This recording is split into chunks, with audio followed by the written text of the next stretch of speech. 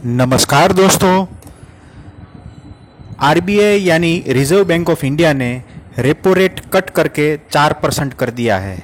यह cut India की economy जो कि कोविड-19 के चलते रिसेशन में है उसको सुधारने के लिए किया गया है।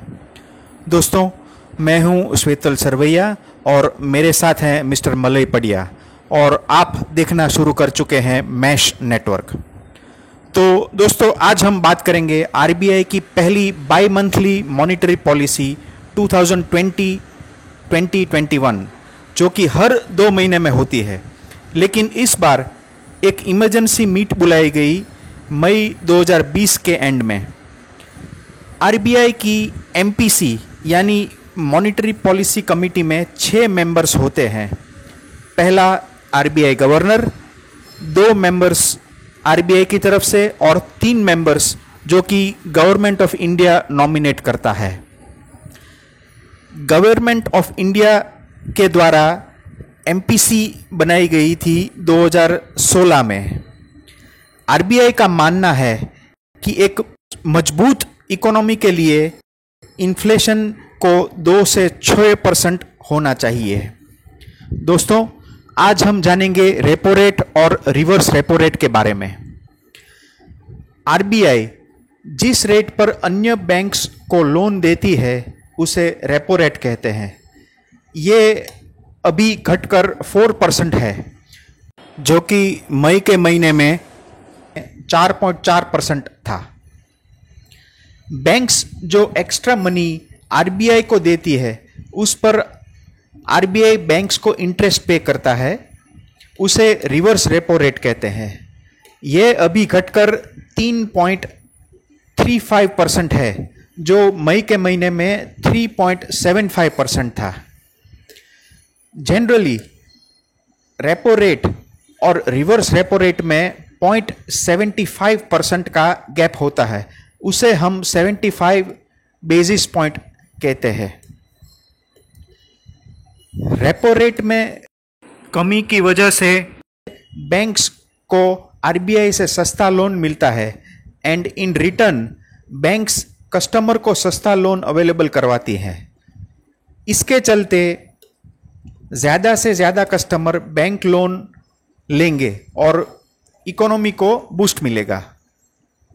रिवर्स रेपो रेट कम होने से बैंक्स को आरबीआई की ओर से कम इंटरेस्ट मिलेगा। दोस्तों, अब इन्फ्लेशन के बारे में बात करते हैं। पल्सिस इन्फ्लेशन 5.9% है, जो कि चिंताजनक है। वह आरबीआई के हिसाब से धीरे धीरे कम होगा। हेडलाइन इन्फ्लेशन को टोटल इन्फ्लेशन कहा जाता है, जिसे हम 2 पार्ट में डिवाइड कर सकते हैं। एक फूड इन्फ्लेशन और फ्यूल इन्फ्लेशन, उसे कोर इन्फ्लेशन भी कहा जाता है।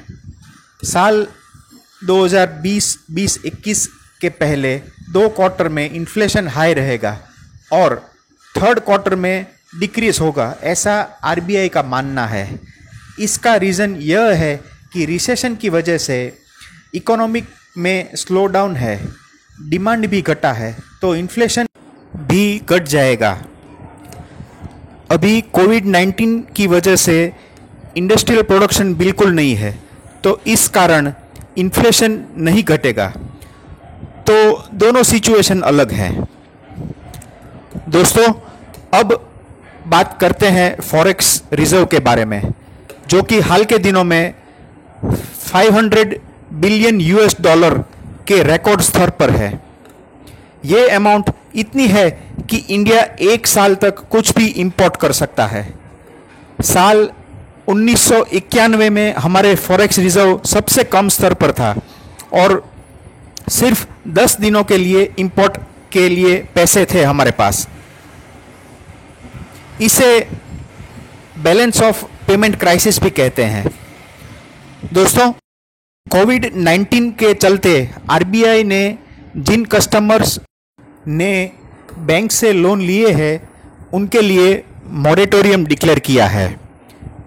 इनमें कस्टमर्स को 3 महीने के लिए कोई भी अमाउंट पे करने की ज़रूरत नहीं है, पर इंटरेस्ट पे करना पड़ेगा। इस मोरेटोरियम को और 3 महीने के लिए एक्सटेंड किया गया है, यानी अगस्त 2020 तक जो कस्टमर्स ने बड़ी लोन ली है उनका इंटरेस्ट फर्दर लोन में कनेक्ट हो जाएगा। कोविड-19 की वजह से ग्लोबल वर्ल्ड ट्रेड करीब 13 से 32% तक घटा है, पर इंडिया पर इसका असर कम होगा क्योंकि इंडिया उतना एक्सपोर्ट नहीं करता जितना चाइना और यूरोप करता है। दोस्तों, अब बात करते हैं जीडीपी यानी ग्रॉस डोमेस्टिक प्रोडक्ट 2020-21 के बारे में।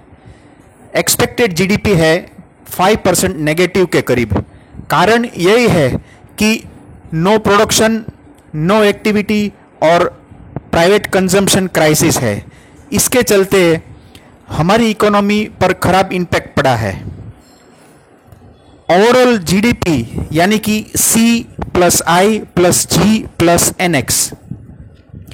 C यानी प्राइवेट कंजम्पशन जो कि बहुत कम है।